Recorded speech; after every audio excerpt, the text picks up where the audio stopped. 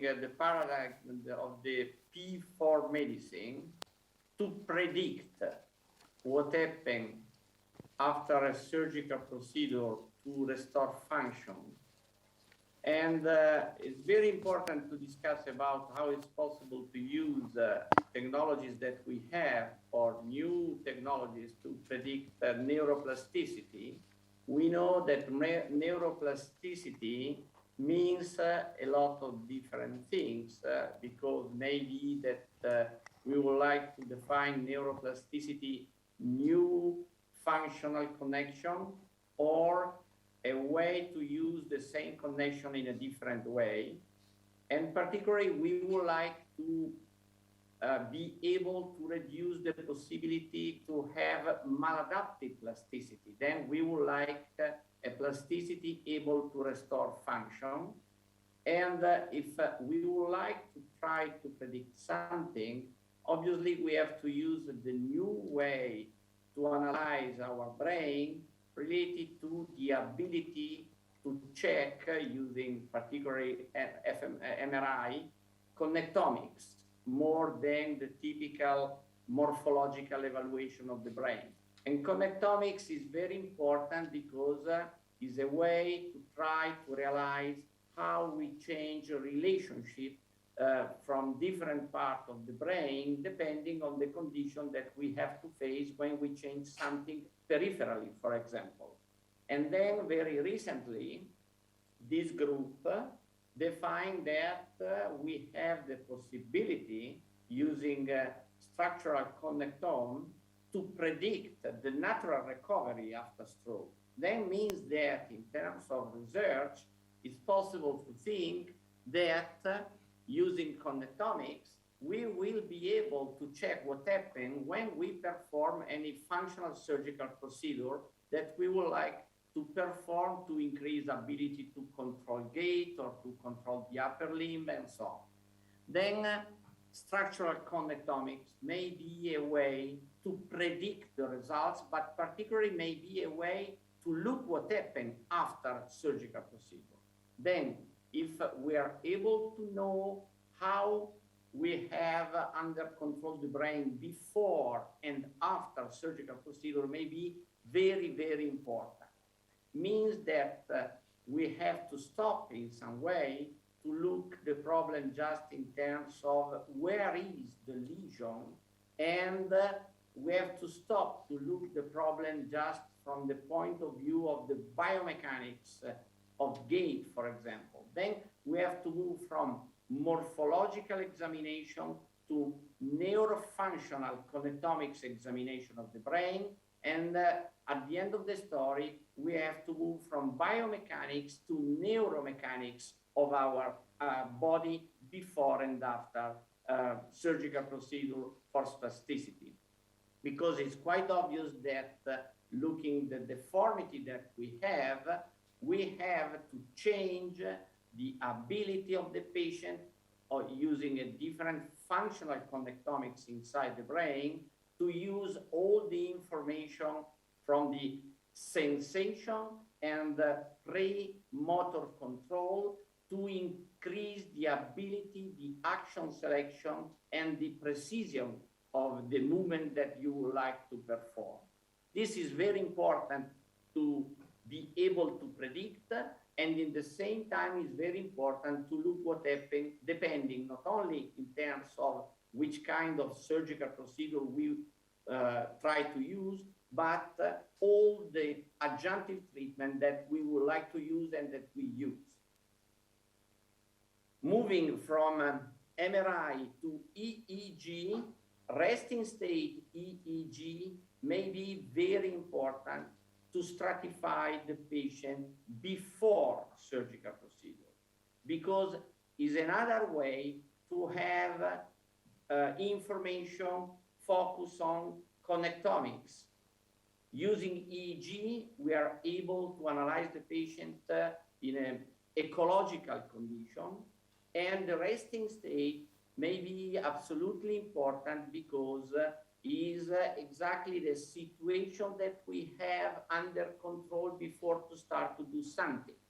And a mix from EEG EEG and MRI may be an excellent way to define the condition of the patient before to perform surgical procedure and to check what happened after surgical procedure. Because in this moment, after a lot of years, we don't know exactly in terms of brain control, the change that we are able to produce, changing the relationship between tendon, muscle, and so on, related to the ability to think, to move something, and to move something using a different peripheral situation. Then brain connectivity is the target that we have in the near future using MRI or EEG to be able, using functional connectivity, to try to predict and to try to check what happened after surgical procedure. Again, it's possible to have another possibility in clinical situation to mix EEG activity and EMG activity of the upper or lower limb during walking. For example, if you would like to check EEG and EMG during gait, to look at the coherence between the connectivity of the brain and the ability to control the lower limb. This is another key point to try to check and try to predict what happened, looking the patient before surgical procedure and after surgical procedure. Is a new way to define and to predict how we think to move and how we move. Then the combination between EEG and EMG during gait may be an excellent way. There are some technical problems to solve, but in this moment, we are able to do this. This is a possibility that we have to introduce this one regularly, particularly for research, using different EEG. This is a project that we are doing now, using a 16-channel EEG with specific electrode and EMG at the same time. And you have a lot of information related to ability to control the lower limb and the cognitive reserve. Then is a mix between biomechanics, neuromechanics, and neuropsychological evaluation of the patient. Again, moving from MRI, EEG, EMG, combination of EEG and MRI, combination of EEG and EMG, then we have the biology of the system. We are able to look other part of the system. For example, maybe very important to look the activity of the spinal interneurons that are the gatekeepers for neuroplasticity, and maybe using neurophysiological tests to look what happened depending on particular stimulation of the spinal interneurons that we have at cervical level or at the lumbar level too. And tomorrow morning, I will show you some neuromodulation technique to do this non-invasively. It's very important, the problem of the interneurons, because they are very important to modulate the activity that we have. Then, if we are able to define before surgical treatment the ability of the patient to modulate upper or lower limb activity, we will have more information about how it's possible to predict the ability to modulate the movement after surgical procedure. From a biological point of view, one more problem. When we discuss about short, medium, or long-term potentiation, we have problems related to the neurotransmitter and related to inflammation too. Inflammation may be a very important problem that reduces the ability of the body to produce neuroplasticity. And again, it's possible to predict something related to relationship between inflammation and neuroplasticity using a different way, completely different way, looking at the gut microbiota. Gut and brain, and the analysis of gut and brain situation may be another very important possibility to try to define the condition of the patient before surgical procedure to predict neuroplasticity. Then now we have possibility to analyze gut microbiota too, and microbiome is very important, and it's very important to use genetic technique to analyze the microbiome of the patient. That means that you are moving from the brain to the gut to try to check what happened after a surgical procedure and to try to predict what happened. That means that we have to mix radiological evaluation, neurophysiological evaluation, biological evaluation of the patient, because proteomics and metabolomics too will be very important in the near future to predict the condition of the patient, because we have to be able to define neurogenesis, adaptive neuroplasticity, and inflammation in the patient, and to predict how to use it in the best way in using physical activity and any environmental facilitation of the patient to try to push neurogenic reserve to produce plasticity.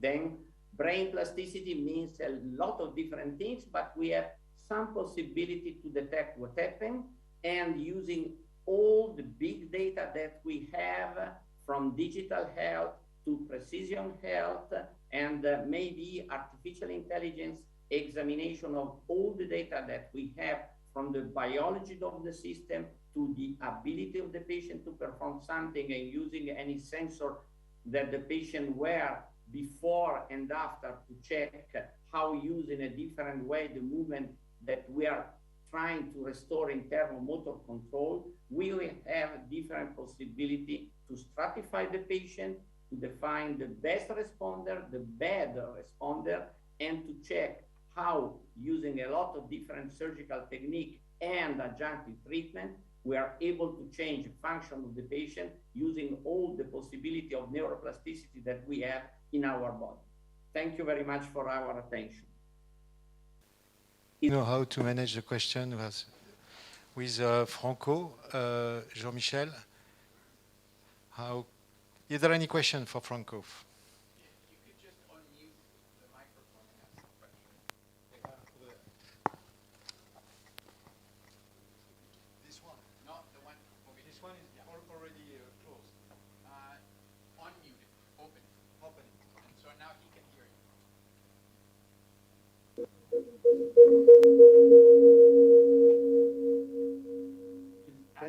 It's okay, Francois?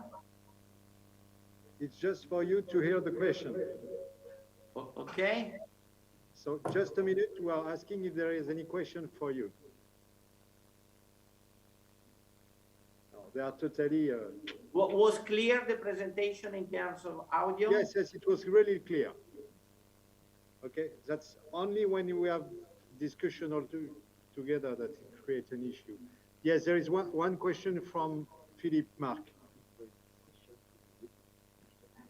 Okay, I'm going to repeat the question from Philippe. Just a minute, I have to walk.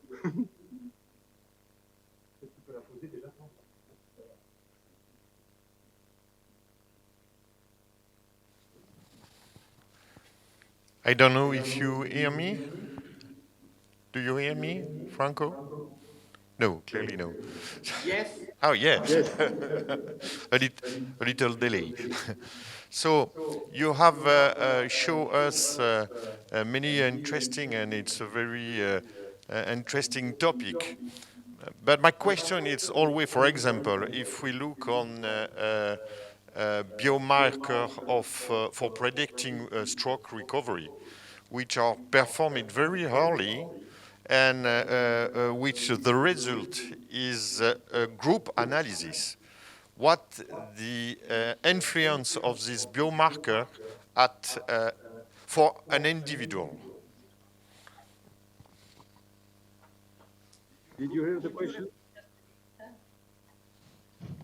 Could you repeat, Francois, because I don't understood exactly all the words. Tu lui demandes, c'est des marqueurs qui ont été faits pour des groupes très tôt, et qu'est-ce qu'on peut en tirer comme conclusion à titre individuel? Did ask you that there were Is it your problem? a lot of markers that be assessed very, very soon. C'est ça? Et après? C'est des marqueurs pour des groupes. Yes. What's the conclusion for one patient? Take for data for a group of patients to one patient in the field. Perfect. The single case study may be very important. Obviously, you have to refer the single case study data that you have to a group of patients to compare the situation. But in any case, the single case study may be very, very important, and the single case study series may be very important, and I hope that we will start very soon all together to collect some single case study, for example, like rhinovirus food, and to check what happened at the brain level.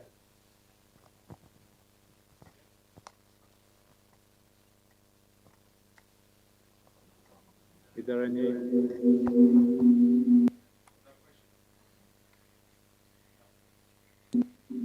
That's okay. Franco didn't hear our applause, so we can applaud. Yes, we can applaud. Can you hear me? So, I think we see you tomorrow morning. See you tomorrow morning, and thank you again. I am so happy to have the possibility to attend the meeting just for a few minutes, and I hope that the next time we will stay all together. And we're trying to organize the things better for tomorrow. Absolutely. See you.